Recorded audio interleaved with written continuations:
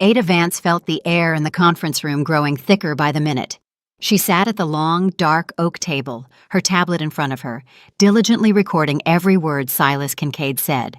The CEO spoke in a measured tone, placing clear emphasis on every phrase, as if planning how his words would look in the meeting minutes beforehand. "Shipments must be approved by the 15th, he announced, looking around at those present. "No delays." "Ada, make a note of that as a separate item." She nodded, but her fingers suddenly felt heavy. The keys on her tablet seemed to drift away, and the letters swam before her eyes. Ada tried to focus, but the sensation only intensified. A pounding started in her temples, and a strange pressure appeared in her chest, as if someone had placed a heavy stone on her ribs and was slowly pressing down. "This will pass," she thought. "I just haven't slept enough." The last 2 weeks had been exhausting. The quarterly report, negotiations with new partners, endless calls and approvals. Ada was used to the workload. Working as the executive assistant to the director of a major logistics company required total dedication. Silas Kincaid was a demanding leader, but fair. He valued her punctuality, her ability to anticipate his needs, and her capacity to keep dozens of processes under control simultaneously. In 3 years at the company, Ada had become an irreplaceable link. She knew all the intricacies of the document flow, remembered the names of key clients, and managed to coordinate the work of several departments at once. Colleagues respected her for her professionalism and the calm with which she resolved even the most tangled situations. But today, something was wrong. She looked up at Silas. He continued speaking, gesturing with his hand. "Iris, you need to get human resources involved in the staffing expansion. We will need 2 additional client relations managers, preferably with experience in international logistics." Iris Kincaid, the HR director and Silas's sister, was writing something in her notebook. Her face remained impassive and businesslike. Ada had always admired her composure. Iris knew how to keep her distance even in the most tense situations.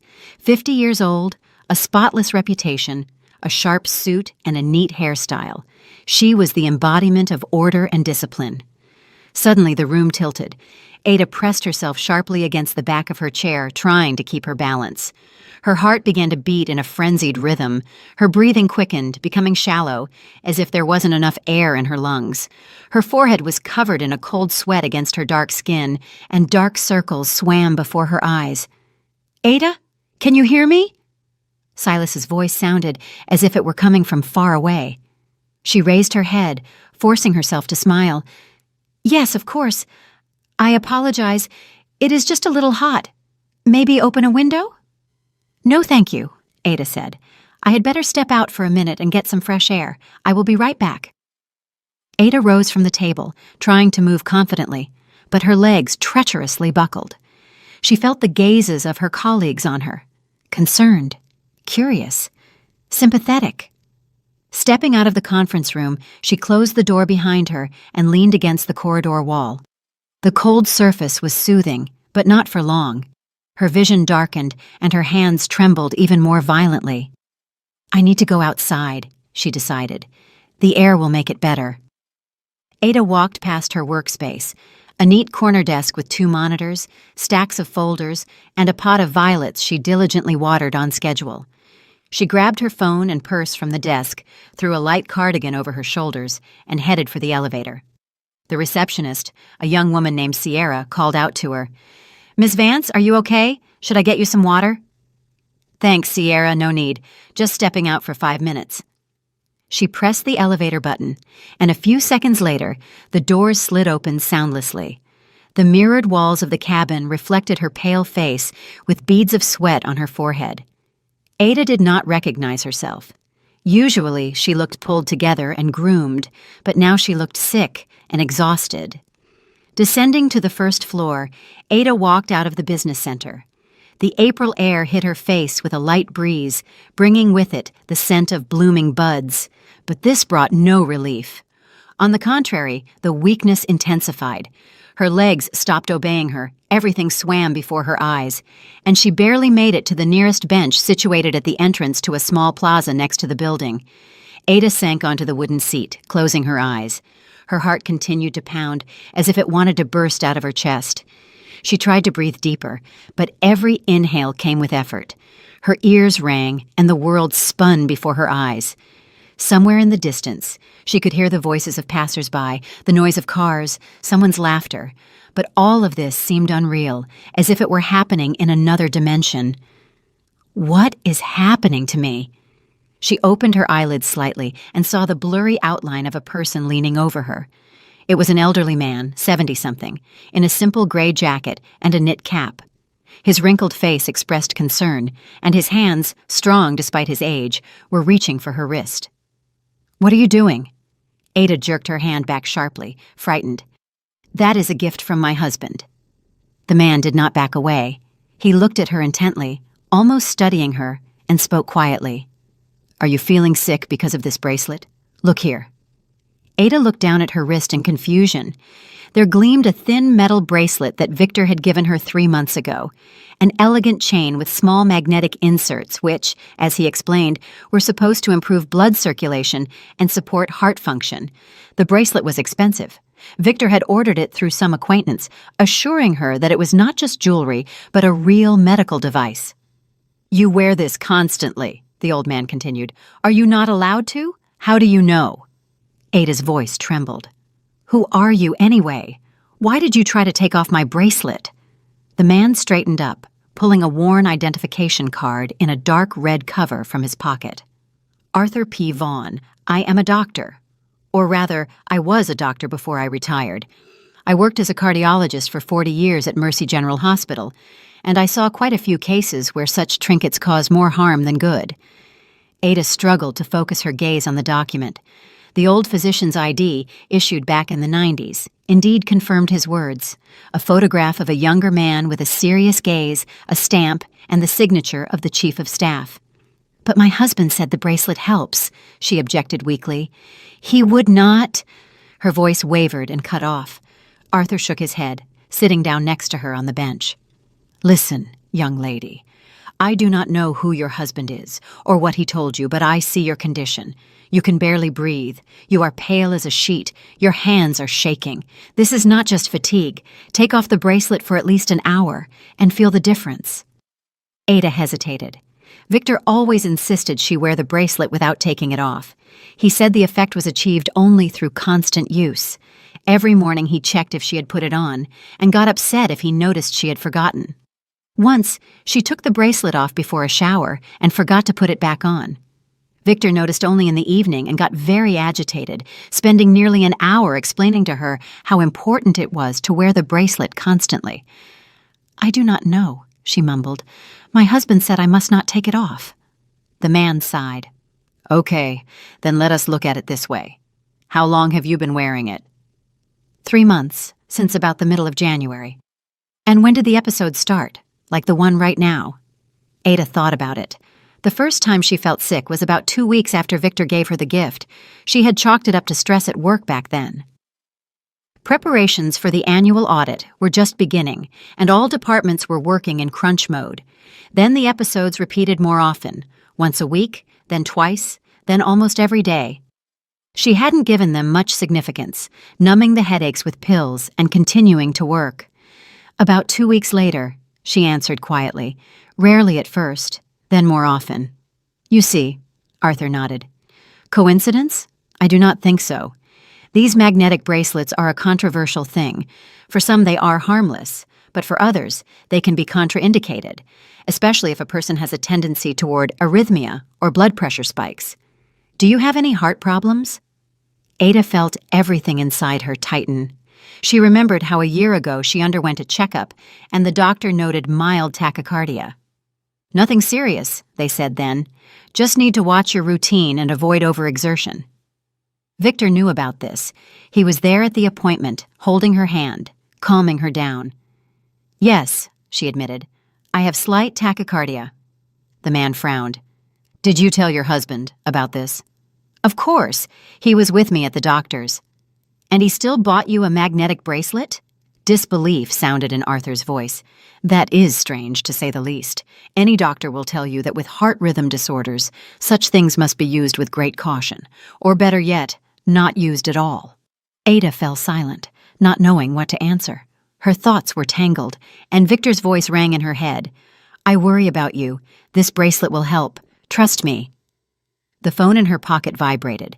Ada took it out with a trembling hand and saw her husband's name on the screen. "Victor? Hello?" Her voice sounded alarmed. "Why aren't you at work?" Irritation was audible in his tone. "Silas called, said you stepped out and didn't come back. What happened? Where are you?" "I felt sick. I went out to breathe. I am sitting on a bench by the office." "Again?" Victor sighed with unconcealed dissatisfaction. "Did you take the bracelet off?" Ada looked at her wrist, where the thin chain still gleamed against her dark skin. "No." "Then what is the matter? You know it helps you. You are probably just overworked, asked to leave work, go home, rest. I will finish early, pick up groceries, and make dinner." Okay, she answered mechanically and hung up. Arthur looked at her with sympathy. "That was him?" Ada nodded. "Listen to my advice. Go to a clinic. Get a checkup today and find out the truth. And take the bracelet off at least for a while until you get the results. See how you feel without it." She slowly undid the clasp and took off the bracelet. The metal was warm from her skin, pleasantly heavy. Strange, but within a minute her breathing became a little more even and the pressure in her chest eased. Was it a placebo effect or real relief? Ada didn't know, but the difference was palpable. "Thank you," she whispered, hiding the bracelet in her blazer pocket. "Thank you very much." The man smiled gently, paternally. "Take care of yourself, young lady. Health is the only thing that truly belongs to you. Do not let anyone manage it for you, even the closest people." He got up from the bench, adjusted his cap, and slowly walked away down the path, leaving Ada alone. She sat for a few more minutes, feeling her strength gradually returning. Her thoughts were racing, but one pushed through the fog with particular persistence. What if Victor actually knew? No, that was absurd. Her husband loved her. He took care of her. He couldn't... But then why did he insist on the bracelet? Why did he get angry when she forgot to put it on? Why did he never agree when she suggested going to the doctor to check her heart? Ada stood up from the bench, feeling much better. Her head had cleared, her heart was beating steadily. She took out her phone and dialed Silas Kincaid's number. "Ada." His voice sounded concerned. "How are you feeling?" "Better, thank you. Mr. Kincaid, I apologize for interrupting the meeting. May I take the rest of the day off? I need to see a doctor." Of course. Take care of your health. Everything else can wait." She hung up and slowly walked to the parking lot where she had left her car. The doctor's words echoed in her head. "Do not let anyone manage your health." Ada sat in her car, hands on the steering wheel, staring into the void. The engine was off. Silence surrounded her, broken only by the distant noise of the avenue. The bracelet lay in her blazer pocket, and she kept catching herself mechanically reaching for her wrist, checking if it was there. Habit. Over 3 months, it had become a reflex to touch the cool metal, as if it were a part of her. Victor had accustomed her to this unnoticed, repeating day after day. "Don't forget to put on the bracelet. It's important for your health." She remembered that January evening when he gave her the gift. They were sitting in the kitchen after dinner. The apartment smelled of the apple pie Ada had baked, especially for his return from a business trip. Victor took a small velvet box from his pocket and handed it to her with a smile. "Open it." Inside on a white cushion lay the elegant bracelet, a thin chain with neat magnetic inserts, each the size of a grain of rice. It shimmered in the light of the chandelier, looking expensive and stylish. "This is for you," Victor said, taking her hand. "I have wanted to find something special for a long time. You know, after that visit to the cardiologist, I kept worrying. You work so much, you get nervous, and your heart. I found a specialist who deals with these devices. This isn't just jewelry. The magnetic field helps improve circulation, stabilizes the rhythm. Wear it constantly, and you will feel better." Ada was touched then. Victor was always attentive, caring. He remembered her health better than she did herself. She hugged him, thanked him, and he fastened the bracelet on her wrist himself. "Now don't take it off. The effect only comes with constant wear. Promise?" "I promise." And she kept her promise. For 3 months, she hadn't parted with the bracelet for a minute. Even at night, it stayed on her arm. Victor monitored it. Every morning, seeing her off to work, he kissed her and made sure to check. "Bracelet on?" "Yes." "Good girl. I worry about you so much." At first, it seemed touching, then habitual. And now, sitting in the car with a bare wrist, Ada suddenly realized it was strange. Why did he insist so much? Why did he get angry if she forgot to put the bracelet on even once? Why did he never suggest going to the doctor again to check if the device was helping? She took out her phone and dialed the number of the private clinic where she had her checkup a year ago. The receptionist answered on the 3rd ring. "Heartland Cardiology Center. How can I help you?" "Hello, this is Ada Vance. I had a checkup with you a year ago. Can I make an appointment with a cardiologist? Preferably today if there is availability." "Let me check. Yes, we have an opening at 4:30. Does that work for you?" "Perfect. Thank you." Ada looked at her watch. It was only 11:30. More than 4 hours remained until the appointment. She didn't want to go home. Victor probably already knew she had left work early and would be questioning her, calling, worrying, and she wasn't ready for a conversation yet. She needed time to think. She started the car and drove toward the waterfront. There by the river was a quiet cafe where she sometimes liked to sit alone with a book or just look at the water. Parking the car, Ada entered the small space, ordered a peppermint tea, and settled at a table by the window. The river flowed slowly, reflecting the gray April sky. On the opposite bank, the roofs of old houses were visible. Somewhere in the distance, clouds drifted by. Ada cupped the warm mug in her palms and closed her eyes, letting her thoughts flow freely. When did the deterioration begin? Exactly 2 weeks after she put on the bracelet. First, just weakness in the mornings, then dizziness, rapid heartbeat. She blamed it on work, lack of sleep, spring vitamin deficiency. Victor supported this version. "You work too much. You need rest." But when she suggested taking a vacation and going somewhere, he found reasons to postpone the trip. "Now isn't the best time. Let's do it in the summer or fall." When she said she wanted to go to the cardiologist again, he talked her out of it. "Why waste money? You're wearing the bracelet, it helps you. Just get some proper rest." And when she once took the bracelet off, Victor caused almost a scandal. "Do you realize you are risking your health? I didn't spend that much money for nothing. This is a medical device, not a toy. You must wear it constantly." Back then, Ada was frightened by his anger and apologized. She thought he was just worried. Now she was starting to see the picture differently. Her phone vibrated. A message from Victor. "I finished early. Driving home now. Where are you? How do you feel?" Ada looked at the screen and slowly typed a reply. "Decided to take a walk. Need to breathe. Will be there soon. Okay, I am worried. Call when you are driving home. Love you." She put the phone on the table and sighed. "Love you." He said that every day. He took care of her, cooked dinner, asked about her day, gave gifts. He was the perfect husband. Why then was she getting increasingly anxious? Ada remembered how they met 2.5 years ago. She had just started working as the executive assistant, and at one of the corporate events, she was introduced to Victor, a successful sales manager from a partner company. He was 9 years older than her. Confident, charming, he courted her beautifully, flowers, restaurants, compliments. 6 months later, he proposed.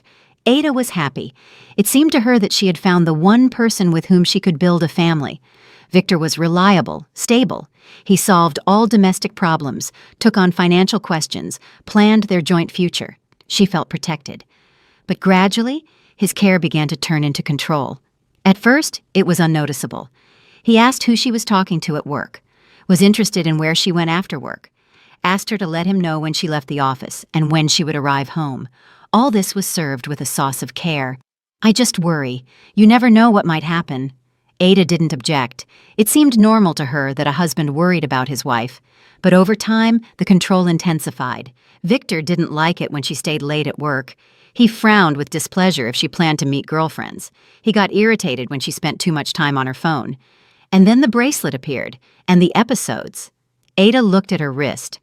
Could he really have known that the bracelet was dangerous for her health? No, that's absurd. He loves her. But if he loves her, why doesn't he want her to get checked? Why does he insist on wearing the bracelet even though he sees she is getting worse? The phone vibrated again. A call. Victor. Ada pressed the green button. Hello? Ada, where are you? His voice sounded concerned.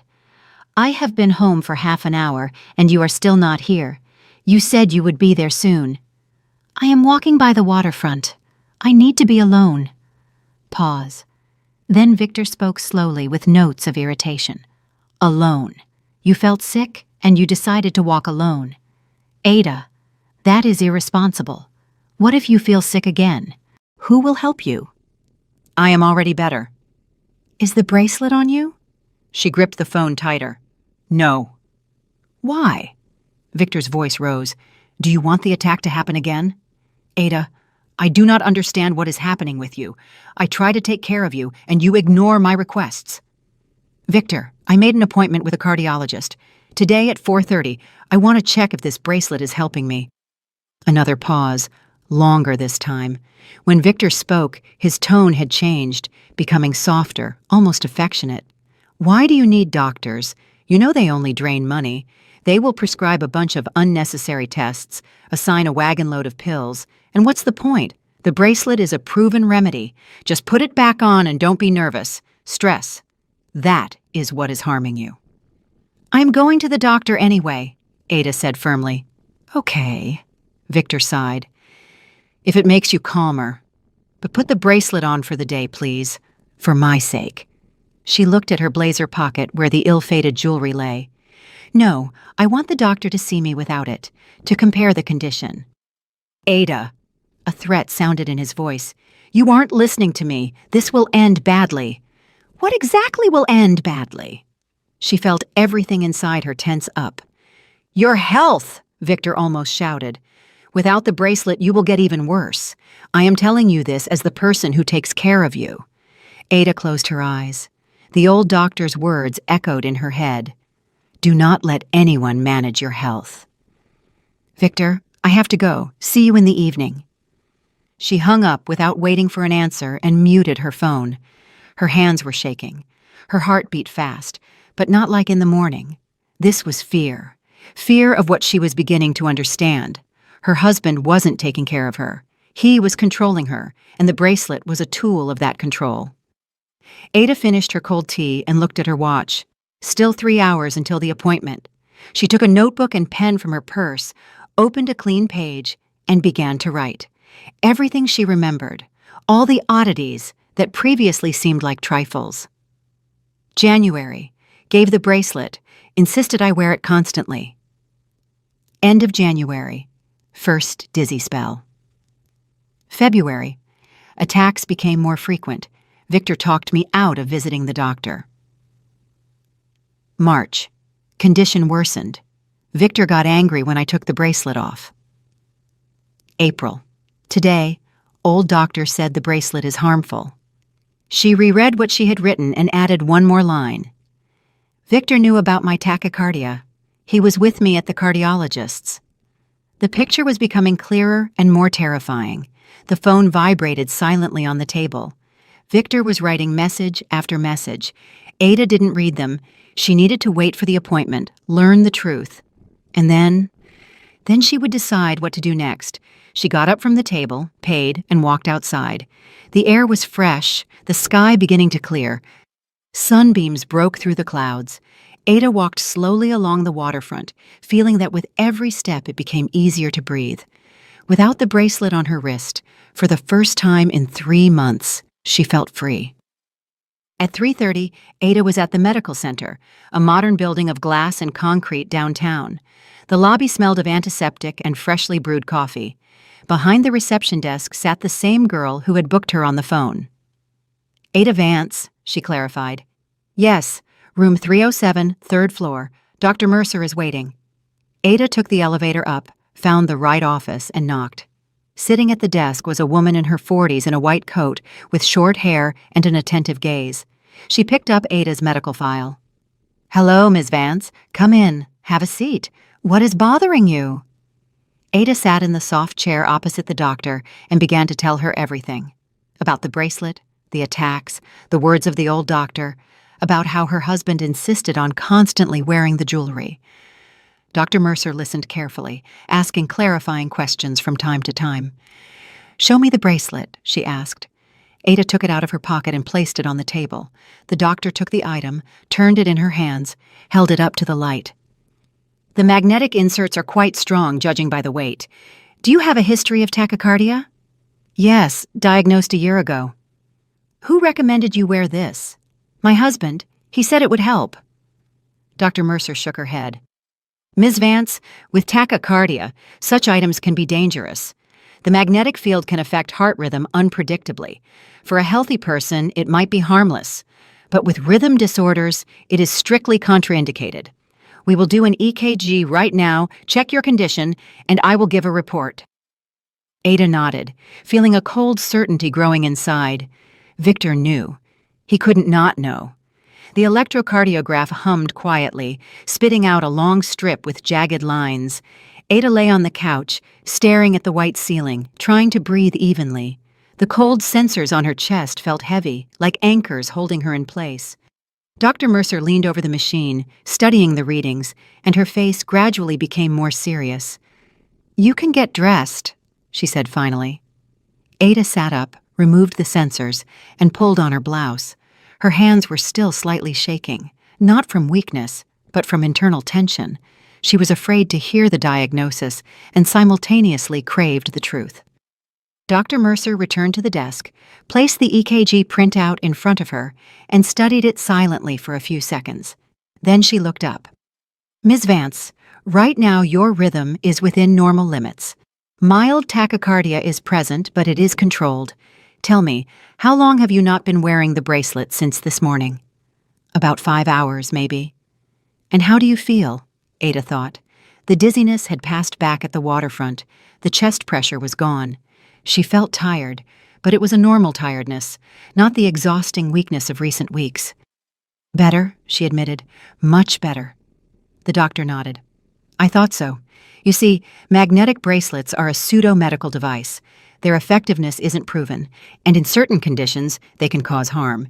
You have tachycardia, that is, a tendency toward a rapid heartbeat. The magnetic field can provoke additional rhythm disturbances, cause dizziness, weakness, shortness of breath. Everything you described." "So the bracelet is contraindicated for me." Ada's voice sounded quiet. "Absolutely. Moreover, I recommend you never wear such things again. I will give you a referral for additional tests, a 24-hour Holter monitor, an echocardiogram. We need to check if prolonged wearing of the bracelet caused any serious damage." Ada felt everything go cold inside. Serious damage. For 3 months she had worn something that was slowly destroying her health, and Victor knew about it.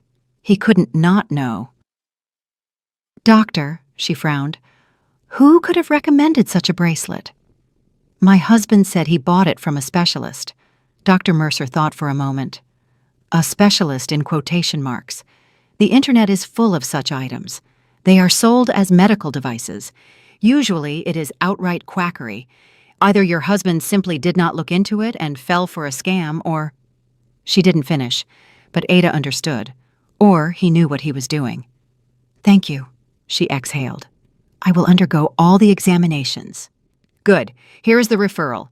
We can put the Holter on tomorrow morning. You will wear it for 24 hours.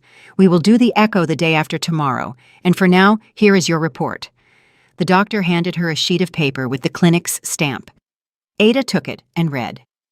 "Patient, Vance A., age 31. Diagnosis, sinus tachycardia. Wearing magnetic items is strictly contraindicated due to the risk of exacerbating heart rhythm disorders. Additional examination required." She folded the paper and put it in her purse. It was a document. Official confirmation that the bracelet was harming her. Proof. "Ms. Vance," Dr. Mercer looked at her intently. "Forgive the personal question, but who exactly insisted on wearing the bracelet?" "My husband." Ada barely audibly pronounced the word. He knew about your diagnosis? Yes, he was with me at the appointment a year ago. The doctor was silent for a few seconds, then said quietly, You understand, I do not have the right to interfere in your personal life, but as a doctor, I am obliged to warn you. If someone consciously gives you something that harms your health, knowing about the contraindications, this is very serious. Perhaps you should consult not only a cardiologist, but also a psychologist or a lawyer. Ada nodded, finding no words. She stood up, thanked the doctor, and left the office. It was quiet in the corridor. Ada sat on a bench, took out her phone, and turned on the sound. The screen exploded with notifications. 17 missed calls from Victor, 23 messages. She opened the chat and began to read. Where are you? Why aren't you answering, Ada? I am worried. Call immediately. This isn't serious. I am your husband. I have a right to know where you are. If you are at the doctor's, at least write, I am going crazy. Are you ignoring me? After everything I do for you? Fine, be silent, but I will remember this. The last message was sent 10 minutes ago. Ada exhaled and typed a short reply. Was at the cardiologist, driving home. We need to talk. The answer came instantly. Finally, I am waiting. Ada put the phone away and walked out of the clinic. She knew that the conversation she feared was about to happen, but she couldn't postpone it any longer. Too many questions, and she had a right to answers. She reached home, went up to the 5th floor, and opened the door with her key. The apartment smelled of fried onions and garlic. Victor was making dinner just as he promised. She took off her shoes, walked into the living room, and saw him in the kitchen. He stood by the stove, stirring something in a skillet, and turned around hearing her steps. Finally, he smiled, but the smile came out strained. I thought you were not coming back at all. Why shouldn't I have come back? Ada remained standing in the kitchen doorway. Victor shrugged. You are just acting so strange today, not answering calls, ignoring messages, like I am a stranger to you. Victor, we need to have a serious talk. He turned off the stove and turned to her. I am listening. Ada took the medical report from her purse and handed it to him. Read it. Victor took the sheet, his eyes scanning the text, and his face slowly changed. First surprise, then irritation, then something resembling anger. What is this nonsense? He threw the paper on the table. Some female doctor decided the bracelet is harmful? On what grounds? On the grounds that I have tachycardia and magnetic items are contraindicated with this diagnosis. Ada answered firmly. You knew that. I didn't know anything. Victor raised his voice. I bought you an expensive gift to help, and you are interrogating me. You were with me at the cardiologist's a year ago. You heard the diagnosis? You knew. Victor spun around sharply and slammed his fist on the table. What do you think you are doing? You are accusing me of wanting to harm you? I am your husband. I take care of you. Care is not forcing me to wear something that destroys my health. It doesn't destroy it. Doctors don't understand. I read research articles. Magnet therapy helps. With tachycardia, it is contraindicated. Ada felt anger boiling inside her. And you know it. Why did you insist? Why did you get angry when I took the bracelet off? Why did you talk me out of seeing doctors? Victor stepped toward her, his face contorted. Because you don't know how to take care of yourself. Because without me, you won't cope. You work yourself to exhaustion, don't watch your health, forget to eat. I try to control you because you are incapable of it yourself. Control? Ada felt the word cut her ears. You want to control me? Yes, Victor shouted. And there is nothing wrong with that. I am your husband. I know better what you need. You don't know. She raised her voice too.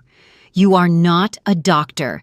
You just want me to be weak and dependent on you. Victor fell silent. His breathing was heavy, hands clenched into fists. Then he exhaled and spoke quieter, almost affectionately. Ada, are you tired? You are nervous. Let's eat. We'll rest, and everything will be fine. I don't want to fight with you. I'm not tired. Ada shook her head. I just finally understood. You don't care about me. You control me. The bracelet is just a tool. You wanted me to feel sick so I would be afraid and depend on you. That is delirium. Victor turned away. You think too much. Doctors hammered all kinds of nonsense into your head. Ada took the bracelet from her pocket and placed it on the table. I will not wear this anymore. I will not listen to your orders. My health is my responsibility. Victor whipped around, grabbed the bracelet, and clenched it in his hand. You will regret this. Without me, you are lost. Who will help you when you get sick? Who will take care of you? I will take care of myself. Her voice trembled, but she held her ground. And if I need help, I will turn to doctors, to real doctors, not to a husband who slips me dangerous things. Victor stepped toward her, looming over her. You are ungrateful. I did so much for you. Married you, provide for you, take care of you, and you treat me like this? Ada stepped back. Care is not control. Love is not manipulation. You have no right to manage my health. I do, Victor barked. I am your wife, for now, Ada said quietly. A heavy silence hung in the air. Victor looked at her, and in his eyes, she saw something new. Not anger, not irritation. Fear of losing control. What are you trying to say? He said slowly. I want to say that I need time to think. I need to be alone. Where do you think you're going? Victor's voice became harsh. To a friend's. For a few days. I need to sort out my feelings. She turned and walked to the bedroom. Victor followed on her heels. You aren't going anywhere. We will sort it out right now. Ada took a gym bag from the closet and started packing things. A few changes of underwear, jeans, a sweater, a toiletry bag. Her hands were shaking, but she forced herself to move. Victor stood in the doorway, blocking the exit. Ada, stop it. You aren't going anywhere. Move. She looked at him. No. Victor, I said, move. He didn't budge. Ada felt everything inside her clench with fear, but forced herself to take a step forward. Victor grabbed her arm. You will stay here. We will talk normally. Let me go. Her voice sounded quiet but firm. No. Ada yanked her arm away sharply, pushed him in the chest, and ran out of the bedroom. She grabbed the large bag and her purse with documents, car keys, and bolted for the exit. Victor caught up with her at the door, but she had already flung it open and leaped onto the landing. Ada, come back immediately! His scream echoed through the stairwell. She didn't look back, ran down the stairs, almost sprinting to her car, sat behind the wheel, and started the engine. Victor burst out of the building entrance, but she was already driving out of the courtyard. Only once she was on the avenue did Ada allow herself to exhale. Her hands were shaking. She stopped at the curb, turned on her hazards, and sat for a few minutes, trying to calm down and catch her breath. The phone vibrated. A message from Victor. You will regret this. Without me, you are nothing. Ada blocked his number, put the phone in her purse, and drove to the only person she could trust right now, Iris Kincaid. The HR director lived 20 minutes away in a quiet neighborhood with low-rise buildings. Ada called her on the way. Iris, I apologize for bothering you in the evening. Can I come over? I need help. Of course, Ada. Come over. I am home. When Ada pulled up to the house, Iris was already waiting for her on the porch. Seeing her red eyes and trembling hands, she hugged the young woman and led her into the house. Tell me what happened. And Ada told her everything about the bracelet, the attacks, the doctor, the medical report, about Victor. Iris listened silently, nodding occasionally. When Ada finished, the HR director poured her some tea and said quietly, You did the right thing by leaving. This is called domestic violence, Ada. Psychological. He controlled you, manipulated you, undermined your health. You need legal help and support. Tomorrow we will process a week of leave for you. For now, stay here. I have a guest room. Ada nodded, feeling tears welling up in her eyes. For the first time in 3 months, she felt safe. On Saturday, Ada woke up from bright light breaking through the light curtains. For a moment, she didn't realize where she was, then remembered. The guest room in Iris Kincaid's house. A simple, cozy room with white walls, wooden furniture, and the scent of lavender. On the nightstand stood a glass of water she hadn't finished the night before. She looked at her phone. 8:00 a.m., Friday. The screen showed 27 missed calls from an unknown number and 3 messages. Victor, of course. She had blocked his main number, so he was calling from another one. Ada opened the message. "Ada, this is foolishness. Come home. We will discuss everything calmly." "You cannot just leave like that. I am your husband. We have obligations to each other." "Fine. You want to play the silent game? Play. But remember, everything you have is thanks to me." The last message was sent at 6:00 a.m. Ada deleted the thread and blocked the new number. She didn't need his words, his manipulations, his attempts to regain control. There was a quiet knock at the door. "Ada, are you awake? Breakfast is ready." She got up, threw on a robe she had borrowed yesterday, and went out to the kitchen. Iris stood by the stove, flipping pancakes. Honey, sour cream, and fresh berries were already on the table. "Good morning." Ada sat at the table. "Good morning," Iris smiled. "How did you sleep?" "Better than in recent weeks." "That is good. Have some breakfast. While you eat, I will call Silas. We will process your leave officially." Ada nodded, pouring herself tea. She felt strange, simultaneously liberated and lost. Everything that seemed stable and reliable in her life had collapsed in one day. The husband she trusted turned out to be a manipulator. The home where she lived for 2 years was no longer a safe place. The future she planned had dissolved into thin air. Iris returned in 10 minutes. "Everything is settled. Silas will process leave for 2 weeks. He said health is more important, and you should rest properly. And I also got the number of our family lawyer. Here, write it down. Her name is Eleanor Tate, a very competent woman." Ada saved the number in her phone. "Thank you. I do not know what I would do without you. Do not mention it. Just take care of yourself, and remember, you are not guilty of anything. What your husband did is abuse, psychological violence. You have every right to defend yourself." Ada silently nodded. The word abuse sounded unusual, almost foreign. It always seemed to her that violence was beatings, screaming, overt aggression. But what Victor did looked like care for a long time. He didn't hit her, didn't scream at her constantly, just controlled, manipulated, undermined her health. After breakfast, Ada called the lawyer. Eleanor Tate turned out to be a woman in her 50s with a confident, calm voice. They agreed to meet the next day. Ada spent the rest of the morning in the guest room, sorting through documents. Marriage certificate, bank statement, medical record. She made a list of what needed to be discussed with the lawyer, and with every line she understood, there was no way back. At lunch, Iris suggested a walk. They went out to a small park nearby, walking along the paths. The air was warm, smelling of spring and freshness. Ada breathed deeply, and it suddenly seemed to her that she had forgotten how to breathe freely. "You know," Iris began, "I was in a similar situation myself once, a long time ago, 20 years back. My ex-husband was also very caring. Too caring." Ada looked at her in surprise. "Are you serious?" "Absolutely. He controlled my every step, called 10 times a day, checked who I talked to, what I ate, where I went, said he worried, that he loved me, that I couldn't cope without him. And I believed it for 3 years, until I realized I was suffocating. And just like you, I left, packed my things and went to my sister's. He also called, wrote, begged me to return, promised to change.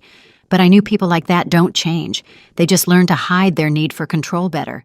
I filed for divorce. He resisted, but in the end it was all over. And you know what? For the first time I felt alive, real." Ada listened, and something warm spread inside her. She wasn't alone. She wasn't crazy. What was happening to her happened to others too, and there was a way out. "Did you regret it?" she asked quietly. "Not for a second. I only regretted not leaving sooner." They returned home toward evening. Ada felt tired but calm. She had dinner, took a shower, and went to bed early. A serious conversation with the lawyer lay ahead tomorrow. In the morning, Ada arrived at Eleanor Tate's office. a small space on the third floor of a business center. The lawyer greeted her warmly, sat her at a table, and listened carefully to the whole story.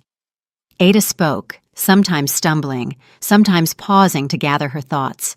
She told about the bracelet, the attacks, the medical report, the control, the last fight. Eleanor took notes, asked clarifying questions, and when Ada finished, she put down her pen and looked her in the eyes. Ada, what you just described is a classic case of psychological domestic abuse. Your husband used methods of control, manipulation, and undermining your health. You have a medical report confirming the harm from the bracelet. This is a crucial document. What should I do next? Ada's voice trembled. First, ensure your safety. You are living with friends right now? Yes. Good. Do not return home alone. If you need to pick up things, do it in the presence of witnesses or the police. Second, we are filing for divorce. Under state laws, you have the right to dissolve the marriage due to irreconcilable differences. Third, we document all contact attempts from his side. Calls, messages, visits. All this might be needed if he starts threatening or stalking. Ada nodded, writing down the main points. And how quickly can the divorce be processed if he does not agree?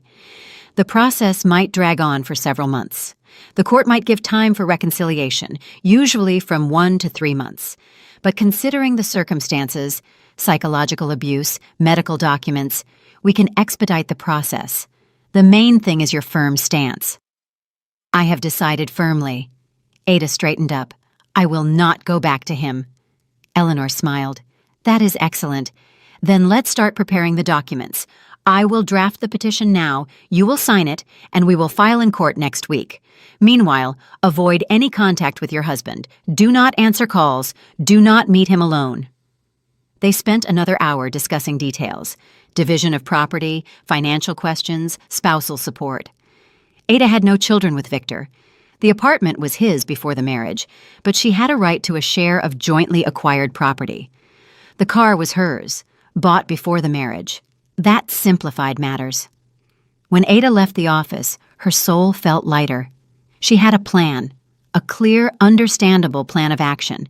She was no longer flailing in the dark, trying to figure out what to do.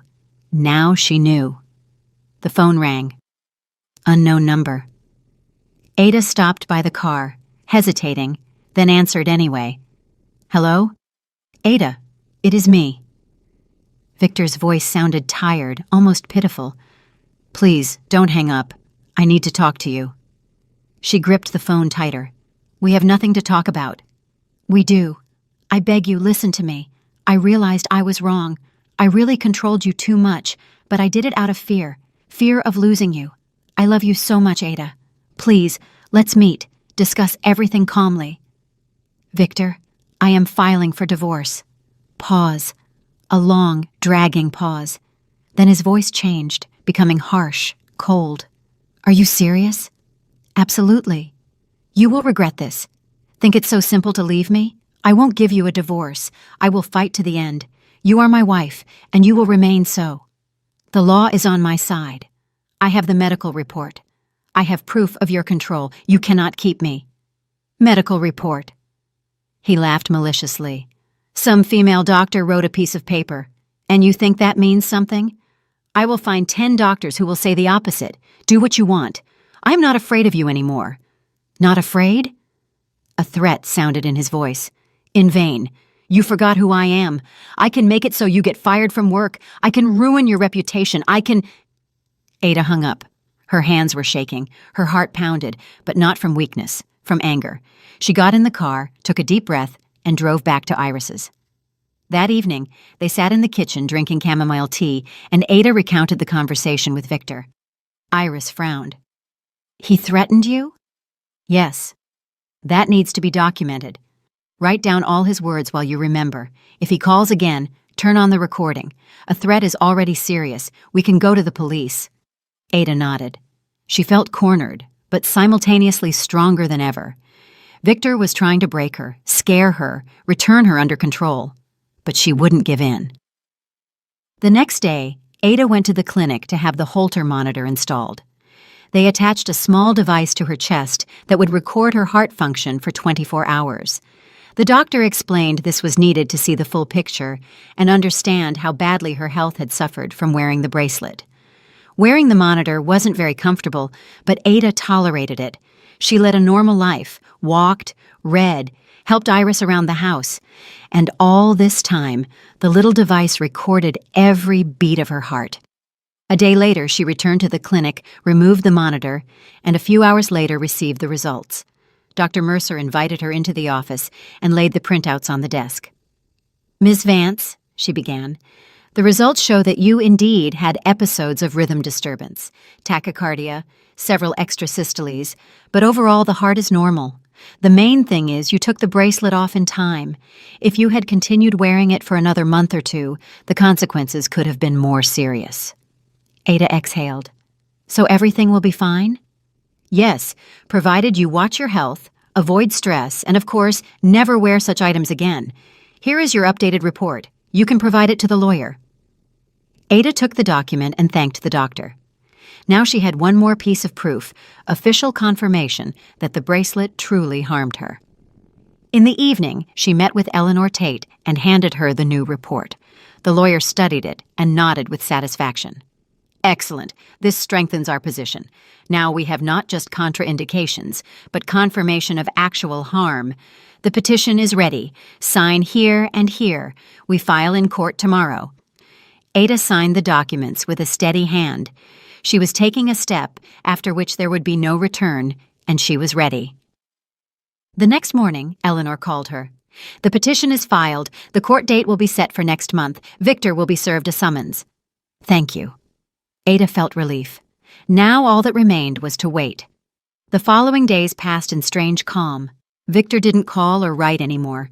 Ada lived at Iris's, helped her with housework, read books, walked in the park. For the first time in a long time, she felt free. Silas Kincaid stopped by a couple of times, brought fruit, and asked about her health. He was delicate, didn't ask unnecessary questions, just let her know she wasn't alone. She had support. Ada appreciated it. She finally understood what real care meant. The kind that doesn't suffocate, doesn't control, doesn't demand. The kind that just exists, like a warm blanket on a cold evening. The court hearing was scheduled for May 10th, a warm spring day when the city was drowning in greenery. Ada woke up early, before the alarm, and lay looking at the ceiling of the guest room for a long time. Everything would be decided today. Today she would either gain freedom or not. She didn't want to think about the other option. Iris knocked on the door around 8 o'clock a.m. "Ada, breakfast is ready. You need to eat before court." She went down to the kitchen. Ada drank a cup of strong tea with honey and ate half a piece of toast, her stomach clenched with nervousness. "Everything will be fine." Iris placed a hand on her shoulder. "You have all the documents in order. The law is on your side. Just stay confident." Ada nodded, trying to believe these words. She arrived at the courthouse half an hour before the start. Eleanor Tate was already waiting for her at the entrance, holding a folder of documents. The lawyer was dressed impeccably. Her appearance inspired calm and confidence. "Ready?" she asked. "Yes." Ada nodded, though everything inside was trembling.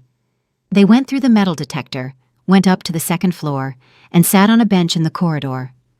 "Victor hasn't arrived yet. Don't worry," Eleanor said quietly. "We have all documents in order. Medical reports, Iris's witness testimony, recordings of threats. The court will be on your side." Victor appeared in the corridor. He walked confidently in a severe black suit, a snow-white shirt, and a burgundy tie. With him was a lawyer, a middle-aged man with a cold, detached face and an expensive leather briefcase in his hand. Victor threw a brief glance at Ada, and she saw a mixture of anger and contempt in his eyes. He walked past without even saying hello and sat on the opposite side of the corridor. Ada turned away. Her heart beat steadily, without skips, without the bracelet, without fear, without pressure on her chest. She breathed freely. The courtroom door opened. The clerk invited them to enter. The room was small, with high ceilings and wood panels on the walls. They sat on different sides. Ada with the lawyer on the left, Victor with his lawyer on the right. The judge took her seat and opened the session. "Hearing the case regarding the dissolution of marriage between Victor Vance and Ada Vance," she announced in a clear voice. "Plaintiff, Ada Vance, please state the essence of the claim. Eleanor rose. Your Honor, my client requests to dissolve the marriage due to the impossibility of further cohabitation. The marriage was concluded 2 years ago. There are no joint children. As grounds for divorce, we present the following evidence: medical report on harm to health caused by the defendant's actions, witness testimonies, recordings of threats from the defendant. She handed the judge the folder of documents. The judge began to study them, turning pages, occasionally making notes. Victor sat tensely. His lawyer whispered something in his ear, pointing at his paper. Defendant, do you object to the dissolution of the marriage? The judge asked, looking up at Victor. Victor stood up, straightening his shoulders. I object, Your Honor. I believe my wife is acting under the influence of emotions and misunderstanding. I always took care of her, provided for the family, supported her in everything. All my actions were dictated exclusively by love and concern for her well-being. The bracelet referred to in the lawsuit was a gift intended to improve her health. I did not know about any contraindications. Do you have proof that you did not know about the contraindications? The judge clarified. Victor's lawyer rose, placing his hands on the table. Your Honor, my client is not a medical professional and could not know about the subtleties of the interaction of magnetic items with heart pathologies. He purchased the bracelet guided by the seller's recommendations, who assured him of the item's safety. My client acted out of the best intentions, wishing to help his spouse. Eleanor immediately objected. Your Honor, in the case materials, there is an extract from the plaintiff's medical record where the diagnosis of sinus tachycardia, made in April of last year, is documented. The defendant was present at the appointment with the cardiologist, which is confirmed by the entry in the reception log of the Heartland Cardiology Center. He knew about the diagnosis. Moreover, after the appearance of symptoms of deteriorating health in the plaintiff, he actively obstructed her from seeing doctors, insisted on constantly wearing the bracelet, and exercised psychological pressure. And after the plaintiff left home, he threatened her over the phone, which is documented in the audio recording. The judge turned the page, carefully studying the medical documents. Indeed, here is a conclusion from cardiologist Dr. Mercer, stating that magnetic items are strictly contraindicated for the plaintiff with this diagnosis, and results of Holter monitoring showing episodes of heart rhythm disturbance during the period of wearing the bracelet. Mr. Vance, can you comment on this data? Victor stood up. I am not a doctor, Your Honor. I just wanted to help my wife. If the bracelet turned out to be harmful, it was an unintentional mistake, not an intent to cause harm. And the threats addressed to the plaintiff after she left home? The judge looked at him strictly. How do you comment on those? I was in an emotional state, Your Honor, did not want to lose my family. Perhaps I expressed myself harshly, but I did not intend to threaten seriously. Those were just words said in the heat of the moment. The judge turned on the audio recording. Victor's voice, recorded by Ada, rang out through the hall. You will regret this. Think it's so simple to leave me? I won't give you a divorce. I will fight to the end. You are my wife, and you will remain so. I can make it so you get fired from work. I can ruin your reputation. I can... The recording cut off. Silence hung in the hall. The judge continued. Mr. Vance, is that your voice? Victor paled, sweat appearing on his forehead. Yes, Your Honor, but I didn't mean... Those were just emotions. I wasn't planning to act on those words. Enough, the judge cut him off in a cold tone. I see sufficient grounds for the dissolution of the marriage. Considering the circumstances of the case, systematic psychological pressure on the plaintiff, causing harm to her health by insisting on wearing a contraindicated item, threats addressed to her, I consider the preservation of this family impossible. I'm not assigning a period for reconciliation due to the obvious impossibility of restoring family relations. The marriage between Victor Vance and Ada Vance is considered dissolved. The decision enters into force 1 month from the day of issuance.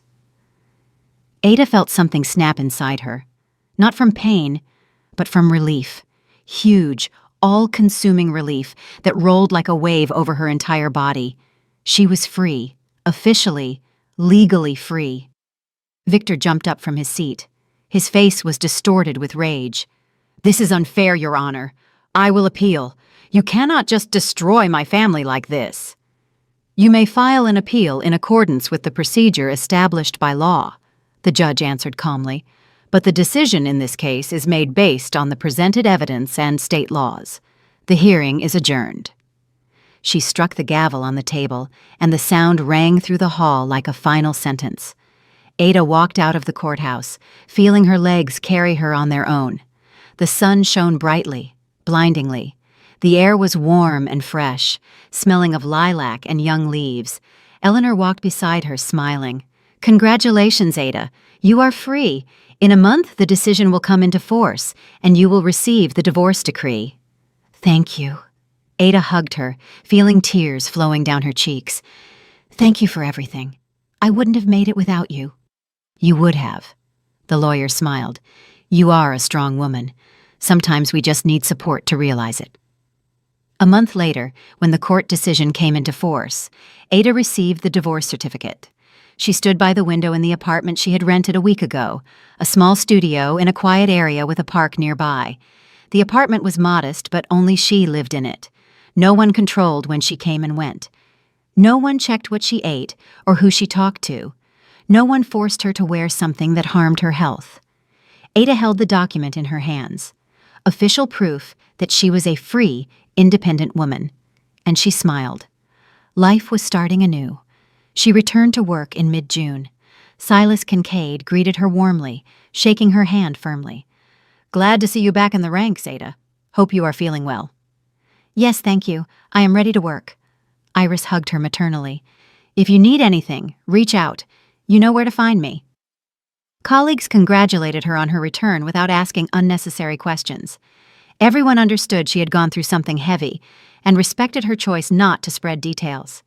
Ada busied herself with her duties again, planning meetings, coordinating departments, running conferences. Work absorbed her completely, but now it wasn't an escape from problems, but a return to her true self. She felt strength, confidence, and joy from what she was doing, returning day by day. At the end of June, something unexpected happened.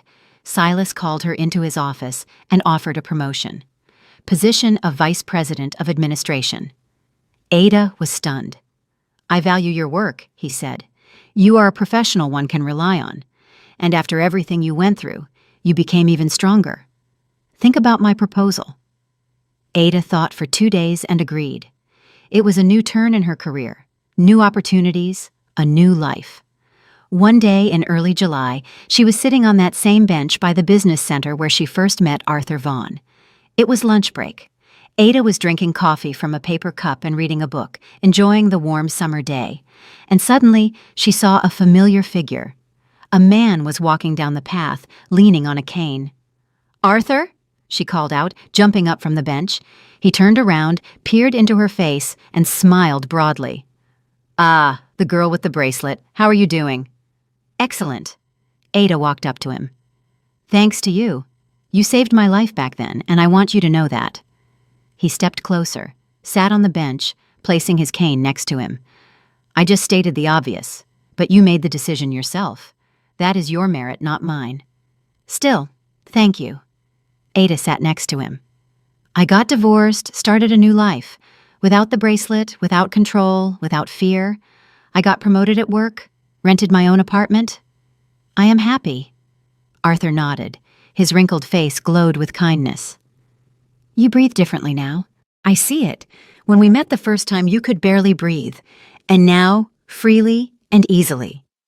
Ada smiled. Yes, she really did breathe differently. Freely, deeply, without looking back, without fear that someone was controlling her every breath.